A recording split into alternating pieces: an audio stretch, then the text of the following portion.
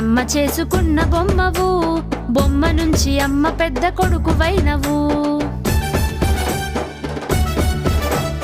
నువ్వు పార్వతమ్మ చేసుకున్న బొమ్మవు, బొమ్మ నుంచి అమ్మ పెద్ద కొడుకువైనవు.